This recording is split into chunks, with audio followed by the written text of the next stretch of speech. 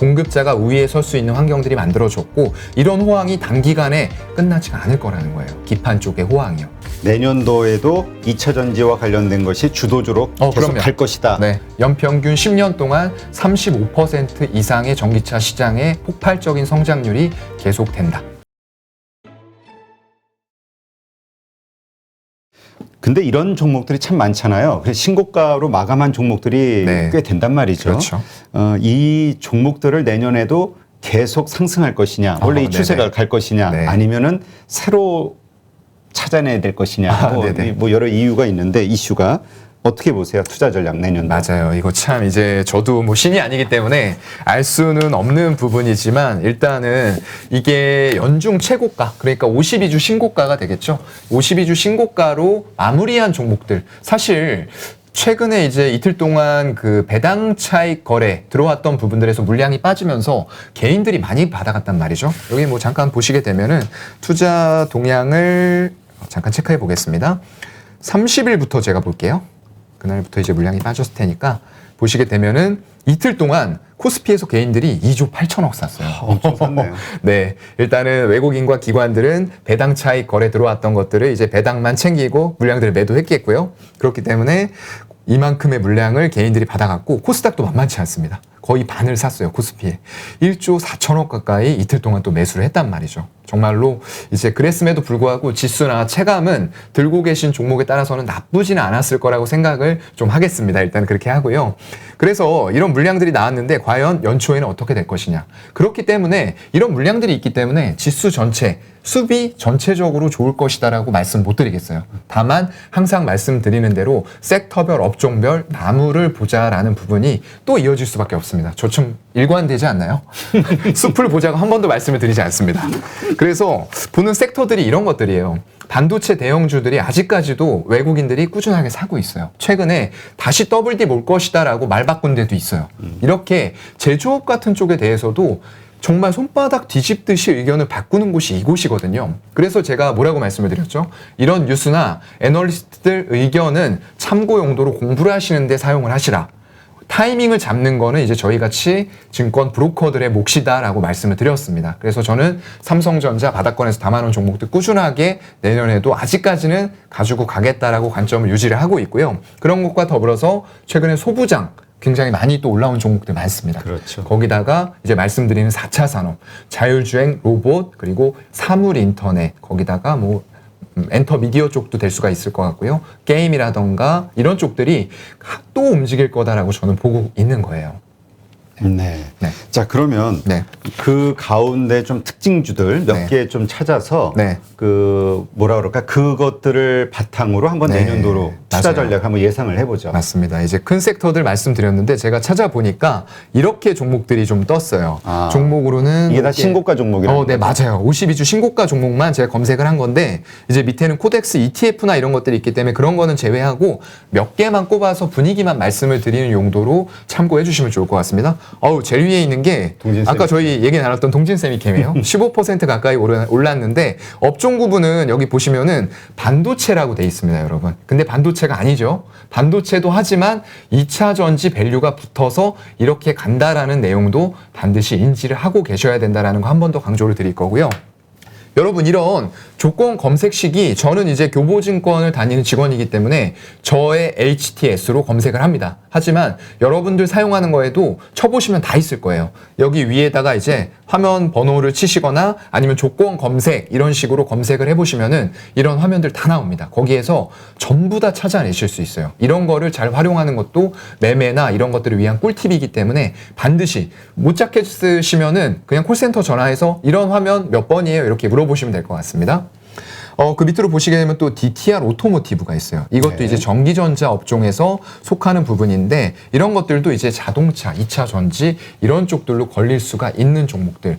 탄력이 셌다라고 정리를 하나 섹터를 해드릴 수가 있을 것 같고요. 그 밑엔 또 이수페타시스가 있네요. 이것도 굉장히 제가 좋아하는 종목이에요. 기판 중에서 가장 많이 오를 수 있는 종목, 내년에 상승률이 가장 높을 수 있는 종목을 저는 이 종목으로 보고 있어요. 이 종목이 어떤 군에 속하느냐. 심텍, 대덕전자, 코리아 서키트 이 정도 말씀을 드리면은 아마 아실 거예요. 잠깐 뭐 기판 쪽. 맞아요. 이 종목들의 최근 차트 한번 보고 넘어갈까요?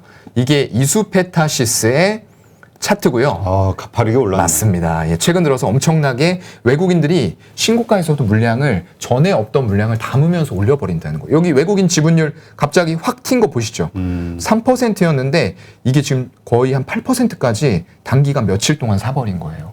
신고가였는데 이걸 왜 샀을까? 이런 부분을 잘 생각을 해보시면 좋을 것 같고요. 심택 전부 다 차트가 똑같아요. 심택이고요. 비슷하네요. 네, 코리아 서키트, 대덕전자. 네, 이 정도 차트만 보여드리고 넘어가도록 하고요. 그렇다면 네. 이렇게 이쪽 섹터, 그러니까 PCB 쪽이 네. 각광을 받는 이유는 뭡니까? 이거는 일단은 수요가 워낙에 지금 크기 때문에 그런 거예요. 항상 어떤 쪽이든 마찬가지입니다. 여러분 경제 논리로 보자면은 물량이 한정되어 있는데 가지고 싶어 하는 사람은 많다. 그럼 가격이 어떻게 되겠죠? 올라가겠죠.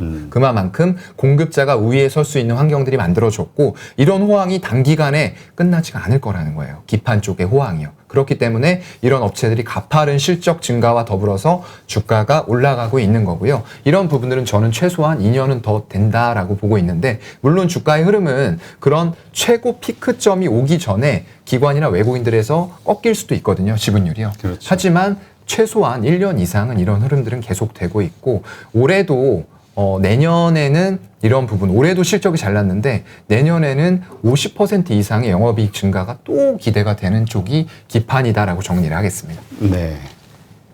자, 그다음 또 기업이 어디가 있을까요? 네, 여기 보시게 되면은 뭐 쭉 보게 되면 PSK 홀딩스 같은 종목들도 이제 52주 신고가로 마무리를 했고요. 아, 근데 지금 보니까 네. 기본적으로 전기전자 반도체 많죠. 쪽이네요. 네, 맞아요. 근데 아까 제가 하나 말씀드렸죠.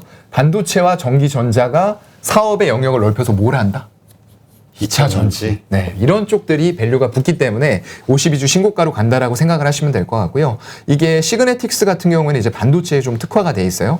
5% 오르면서 이제 또 52주 신고가 내면서 마무리했고요. 여기 하나 조금 이제 다른 것들이 있네요. 엠로 같은 기업도 제가 좋아하는데 이 소프트웨어적인 부분으로도 이제 굉장히 특화가 돼 있고 국내에서도 굉장히 많은 고객사들 확보하고 있고 사업 영역에서 점유율이 굉장히 높은 기업입니다. 이런 기업도 지금 이제 신고가로 마무리가 됐고요. 그 밑에 이제 또 저희가 좋아하는 종목이 있네요. 컴투스 홀딩스. 원래는 이제 게임빌이라는 기업이었죠. 근데 이제 지주사 전환을 하면서 컴투스 홀딩스로 컴투스가 잘 나가니까 아마 사명을 컴투스에 맞춘 것 같아요. 근데 이게 컴투스 홀딩스 가지고 좀 논란이 있는 있죠. 게 네. 왜냐하면 컴투스 자체가 가지고 있는 호재가 있는데 네. 컴투스의 상승률보다 네. 홀딩스의 왜냐면 우리가 지주사 별로 재미없잖아요. 네. 지주사들 맞아요. 오히려 페널티 받고. 네네. 근데 왜 홀딩스가 더 오를까?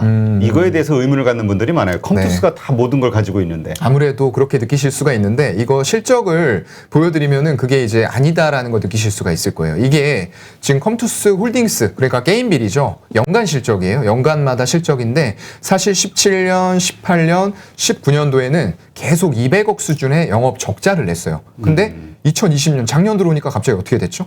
흑자 전환이. 네, 237억으로 흑자 전환을 해버렸고요. 매출액도 늘어났고 올해에는 지금 영업이익이 350억이 예상이 돼요. 내후년, 그렇죠. 올해가 350억이었고요. 내년에는 600억이 넘어갈 더블 걸로 예상이 가까이 돼요. 네, 그렇기 때문에 이 컴투스에서만 하고 있는 게임들이 잘 돼서 올라가는 부분만은 꼭 아니라는 거죠. 그럼 이쪽이 가지고 있는 다른 게임에서 나오는 매출 네. 이익이 크다는 건가요? 예, 그 부분도 분명히 있습니다. 얘네가 기본적으로 보시면은 이게 지금 기본적으로 그 재무제표나 내용들을 확인할 수 있는 화면이기 때문에 여러분들 이것도 찾아서 꼭 메모를 해 놓으시도록 하고요. 여기가 이제 지주 사업하고 투자 부문 그리고 모바일 게임과 플랫폼 개발 및 서비스 사업도 영위를 하고 있습니다. 그래서 여러분이 생각하시는 것처럼 단순히 지주회사라는 부분은 아닌 거죠. 제가 예전에 여기에서 나왔던 게임 중에서 이제 권투 게임 이런 것들도 직접 하고 했었거든요.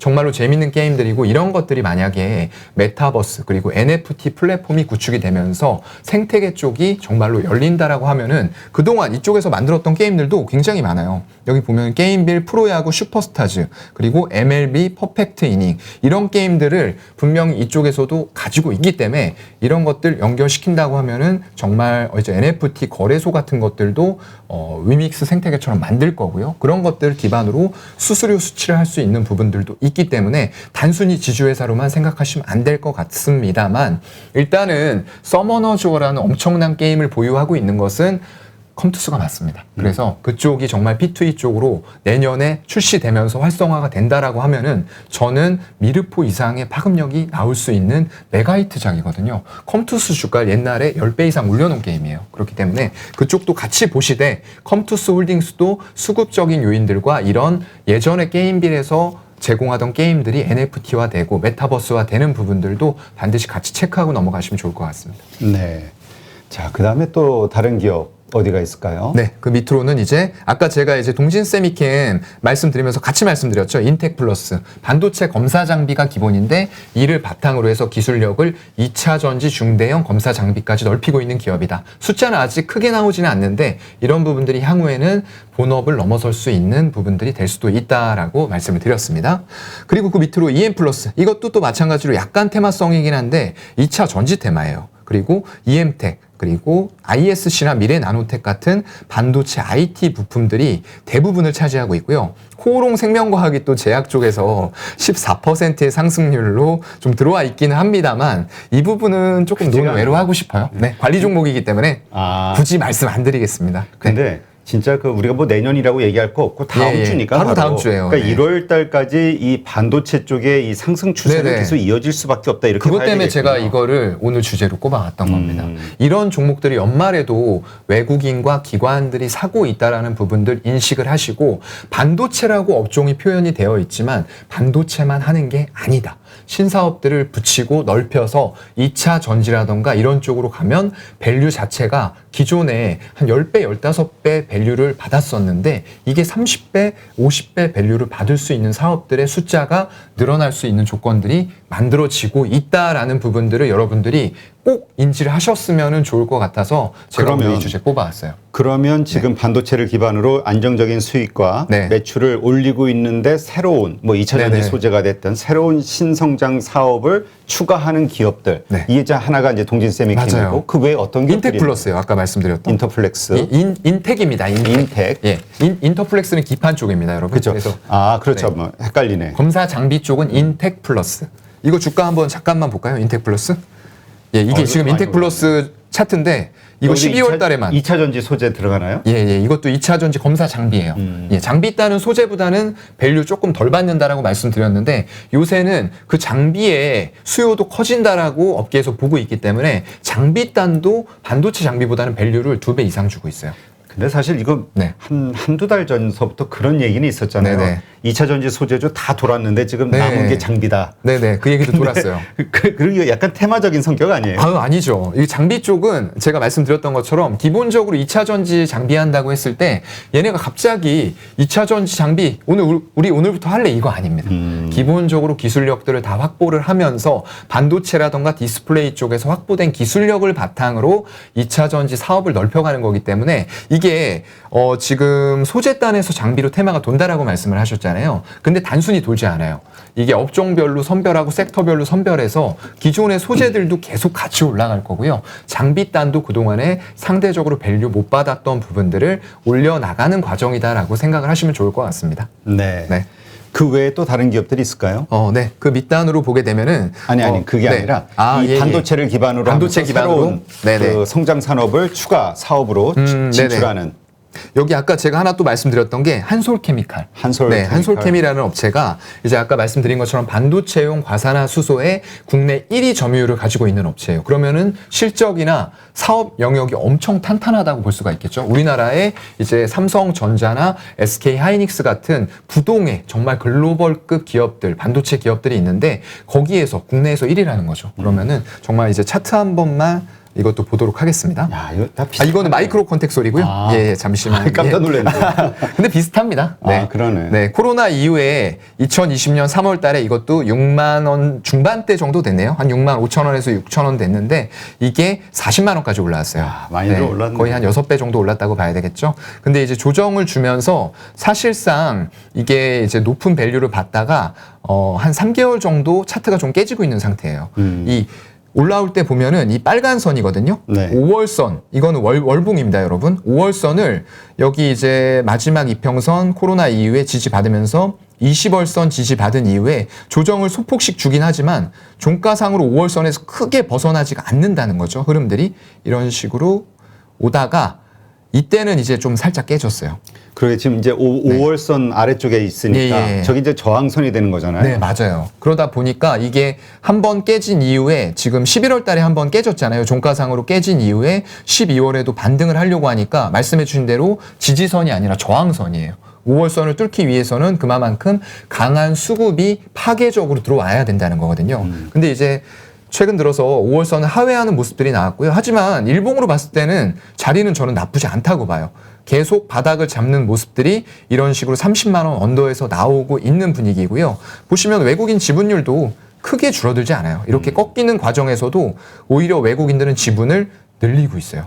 지금도 42% 이상의 지분율을 가지고 있는 굉장히 탄탄한 기업이고요. 반도체 쪽 어차피 내년에 좋아진다고 하면은 본업 잘 나오면서 이게 2차 전지의 어떤 실리콘 음극재 쪽으로 연결이 된다고 하면은 밸류 자체가 또 달라질 수가 있다는 거죠. 그러니까 이런 식으로 이 방송 보시는 분들도 기존의 네. 반도체 사업을 영위하면서 새로운 진출하는 혹은 뭐 이미 좀 성과를 거두고 있는 맞아요. 그런 기업들을 찾아내는 것도 필요하겠네요. 굉장히 필요한 작업이고요. 나 2차 전지 정말로 잘 모르겠고 비싸. 근데 반도체 장비나 이런 쪽들을 디스플레이 쪽은 좀 알겠어라고 하시는 분들은 한번 제가 항상 얘기 드리죠. dart.fs.or.kr 치시면은 그 전자공시 사이트거든요. 거기 들어가셔가지고 내가 관심 있는 반도체나 디스플레이 기업을 한번 쳐보세요. 거기에서 사업 내용 쭉 처음부터 끝까지 읽어보시다 보면은 2차 전지 관련된 내용들이 혹시 포함이 돼 있다라고 하시면은 그런 기업들 공부하셔서 더 투자하시는 것도 2차 전지 섹터에 투자하실 수 있는 좋은 방법입니다. 그러니까 이 전제는 내년도에도 2차 전지와 관련된 것이 주도주로 계속 그럼요. 갈 것이다. 네. 이게 이제 바탕이 되는 거죠. 네, 그 근거는 아까 제가 말씀드렸죠. 연평균 10년 동안 35% 이상의 전기차 시장의 폭발적인 성장률이 계속된다.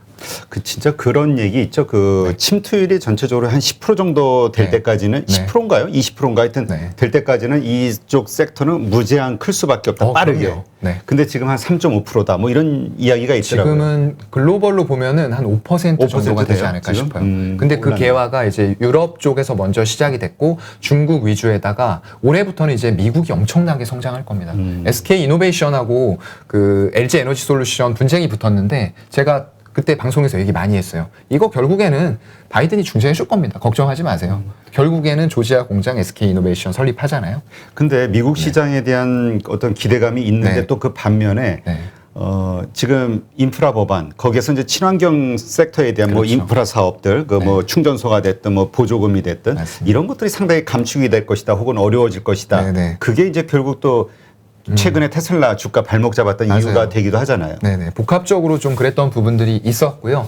근데 제가 생각하는 거는 이런 산업들이 빅트렌드로 간다고 하지만 중간중간에 노이즈가 없을 수는 없어요, 여러분.